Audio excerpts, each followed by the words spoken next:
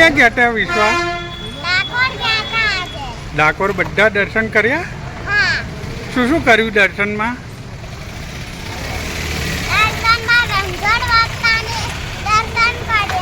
હે, અને પ્રસાદ ખાધો તો? દૂધ પીધું તું? દૂધ પીધું તું?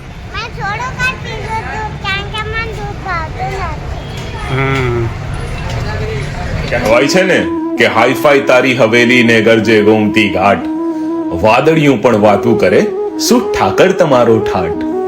આ રાજાધિરાજનું રજવાડું છે, અહીંયા સ્વર્ગ પણ સોહામણું લાગે. મારા નાથનું નજરાણું છે, આ ધન્ય ઠાકરનું ઠેકાણું છે. હું દર્શન કરીને ફટાફટ મંદિરમાંથી નીકળી ગયો. ભગવાન કહે બહુ ઉતાવળો.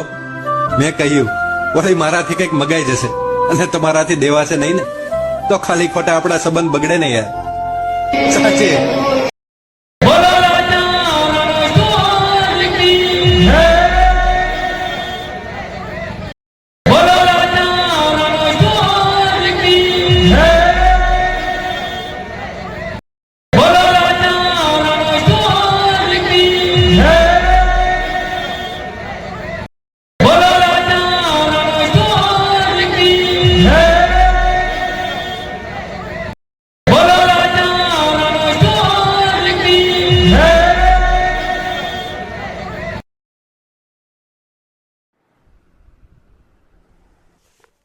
ચાલો મિત્રો, આજે આપણે ગુજરાત રાજ્યના ખેડા જિલ્લામાં ડાકોર ખૂબ પ્રખ્યાત ધામ છે.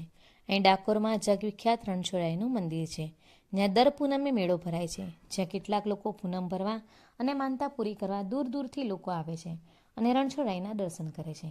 અહીં પ્રસાદમાં માખણ, મિશ્રી, મગસ અને તુલસીની માળા ચડાવાય છે અને ગાયોને ચારો ખવડાવીને ખૂબ પુણ્ય પ્રાપ્ત કરે છે.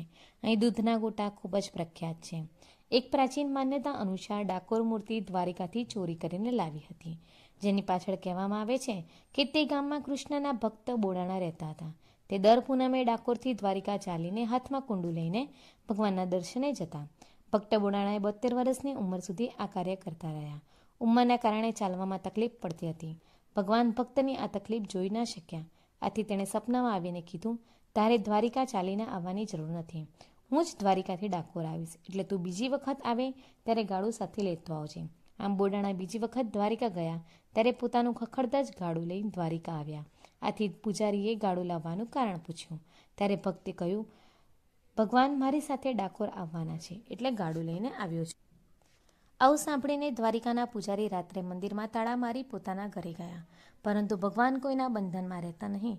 તેમણે તાળા તોડીને બોડાણાની જોડે જવાની તૈયારી કરી. દ્વારિકાથી થોડે દોડ નીકળ્યા બાદ બોડાણા ભક્ત આરામ કરવા લાગ્યા અને ભગવાને ગાળું હંકાવી એક જ રાતમાં ડાકોર આવી ગયા. સવારમાં બિલેશ્વર મહાદેવ લીમડાની ડાળ પકડીને બોડાણાને જગાડ્યું અને ગાળું ચલાવવા કહ્યું. ભગવાનના સ્પર્શથી લીમડાની એક ડાળ મીઠી થઈ ગઈ. અહીં ભગવાને દ્વારિકામાં ન જોતા પાછળ નગરજનો અને બ્રાહ્મણો ડાકોર દોડી આવ્યા.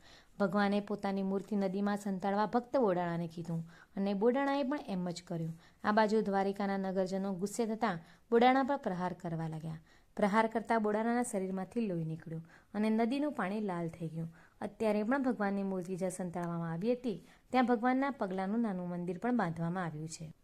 હવે ભગવાને દ્વારિકાના નગરજનોને બ્રાહ્મણોને કીધું કે જો તમારે રણછોડરાયની મૂર્તિ જોતી હોય તો ભગવાનની ભારોભાર સોનું તોલવાનું કીધું. ભગવાન તાજવે તોલાવા તૈયાર થયા. તાજવામાં એક બાજુ ભગવાન પોતે બેઠા અને બીજી બાજુ દ્વારિકાના વાસીઓએ સોનું મૂક્યું, પણ ભગવાન તોલાયા નહીં. પછી ભગવાન ભક્તે નાકની નથ તાજવામાં મૂકી અને ભગવાન તોલાઈ ગયા અને ભગવાન ડાકોરમાં જ રહી ગયા. ભગવાને કીધું કે 6 મહિના પછી મારી મૂર્તિ નદીમાંથી નીકળશે, તેની સ્થાપના થશે. આજે પણ ડાકોરમાં એ જ મૂર્તિની સ્થાપના છે. ઈસવીસન 1770ની આસપાસ શ્રી ગોપાળ તાંબેડકરે ડાકોરનું નિર્માણ કર્યું. ડાકોરના નાથ રણછોડરાય જગવિખ્યાત છે. રણછોડરાયની જય. હારે તારી ધોળી ધજાઓ ફરકે, હારે તારી ધોળી ધજાઓ ફરકે, રે જોઈ મારું મન હરખે રે, કે જોઈ મારું મન હરખે સાંભળ્યા. હારે તારી ધોળી ધજાઓ ફરકે, કે તને કહે છે કામણ ઘારો, તું તો ભક્તોના દુઃખ હરનારો, તને કહે છે કામણગારો.